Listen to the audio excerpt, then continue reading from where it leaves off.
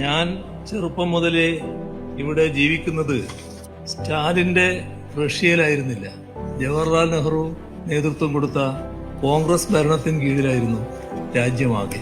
അവിടെയുള്ള പോലീസ് അതിന്റെ ഭാഗമായിട്ടാണ് കേരളത്തിലെയും പോലീസ് പ്രവർത്തിച്ചിരുന്നത്. 1947 ശേഷം ഏറ്റവും കൂടുതൽ മർദ്ദനത്തിന് ഇരയാകേണ്ടി വന്നത് ഞങ്ങളുടെ സഖാക്കളായിരുന്നു, കമ്മ്യൂണിസ്റ്റുകാരെ. അത് സ്റ്റാലിനെ അനുകരിച്ചതുകൊണ്ടാണോ എന്നറിയില്ല. കോൺഗ്രസിന്റെ നേതൃത്വത്തിലാണ് കാര്യങ്ങൾ രാജ്യത്ത് നടന്നിരുന്നത്. അന്നിവിടെ ഏതെല്ലാം തരത്തിലുള്ള ക്രൂരതകളാണ് അരങ്ങേറിയത് എന്നത് എല്ലാവർക്കും അറിയാം. കമ്മ്യൂണിസ്റ്റുകാരെ എത്ര ക്രൂരമായാണ് വേട്ടയാടിയിരുന്നത് എന്നത് ചരിത്ര വസ്തുതകളല്ലേ. അതൊക്കെ ചെയ്യാനുള്ള കരുത്ത് എങ്ങനെയാണ് കിട്ടിയത്? ചെയ്യുന്നവർക്ക് എല്ലാ സംരക്ഷണവും. സർ, ഒരു ഘട്ടത്തില് കമ്മ്യൂണിസ്റ്റുകാരെ വേട്ടയാടുന്നതിനായിട്ട് ഒരു കുറുവടിപ്പടക്ക് നേതൃത്വം കൊടുത്തു. ആ കുറുവടിപ്പടയും പോലീസും കൂടിയായിരുന്നു കമ്മ്യൂണിസ്റ്റുകാരെ തിരക്കിപ്പോയിരുന്നു.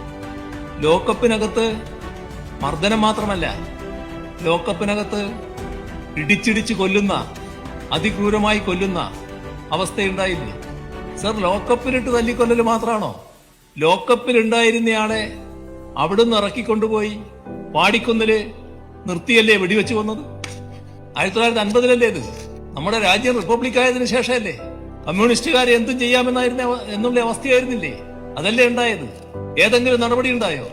അതിനെതിരെ എന്തെങ്കിലും നടപടി ഉണ്ടായോ? സർ, അങ്ങടക്കം ഇവിടെ ഇരിക്കുന്ന, ഈ ഭാഗത്തിരിക്കുന്ന എത്രയെത്ര ആളുകൾ പോലീസിന്റെ ക്രൂരതയ്ക്ക് ഇരയായവരാണ്. എന്നെ ഉദ്ധരിച്ചു എന്നുള്ള നല്ല കാര്യം തന്നെ, അത് വേറൊരു ഭാഗം, അതവിടെ ഇരിക്കട്ടെ. പക്ഷെ ഇവിടെ എന്തെല്ലാം തരം കാഴ്ചകളായിരുന്നു കണ്ടിരുന്നത്? ഇവിടെ ഓർക്കേണ്ട ഒരു കാലം, കേരളത്തിലൊരു കാലം ഉണ്ടായിരുന്നു. പ്രകടനങ്ങൾ പോലും നടത്താൻ പറ്റില്ലായിരുന്നു. പ്രകടനങ്ങൾ നടത്തുമ്പോൾ ആ പ്രകടനത്തിന് നേരെ ഒരു കാരണവുമില്ലാതെ പോലീസ് ചാടി വീണു, തല്ലിപ്പിരിക്കും. ആ ഉദ്യോഗസ്ഥന്മാർക്ക്, ആ പോലീസ് ഉദ്യോഗസ്ഥന്മാർക്ക് അത്തരം കാര്യങ്ങൾ ചെയ്യാൻ കഴിഞ്ഞത് അവർക്കെല്ലാം സംരക്ഷണം കിട്ടിയത് കൊണ്ടായിരുന്നു. സർ, കേരളത്തിൽ എപ്പോഴാണ് ഇതിന് മാറ്റം വന്നത്? അതാണ് നാം ശ്രദ്ധിക്കേണ്ട മറ്റൊരു കാര്യം. രാജ്യത്ത് തന്നെ നടപ്പായ ഈ നയം ആദ്യം മാറ്റം കുറിക്കുന്നത് കേരളത്തിലാണ്. അതിനിടയാക്കിയത് 1957 കേരള സംസ്ഥാനം രൂപം കൊണ്ടതിന് ശേഷം, 56 കേരള സംസ്ഥാനം രൂപം കൊണ്ടതിന് ശേഷം 57 തെരഞ്ഞെടുപ്പ് നടന്നപ്പോ അന്ന് കമ്മ്യൂണിസ്റ്റുകാരെ ജനങ്ങൾ അധികാരത്തിലെത്തിച്ചു. ആ ഗവൺമെന്റാണ് അതേവരെ രാജ്യത്താകെ നടപ്പാക്കി വന്ന പോലീസ് നയത്തിൽ സാരമായ മാറ്റം വരുത്തുന്നത്. VS നടത്തിയ പ്രസംഗം ഒരു ബഹുമാന്യായ അംഗം ഉദ്ധരിക്കുന്നതായിട്ട് കേട്ടു. ആരെ ചൂണ്ടിയാണ് ആ പ്രസംഗിച്ചത്? നിങ്ങളെ, കോൺഗ്രസിനെ, UDF-ന്റെ മുഖ്യമന്ത്രിയെ.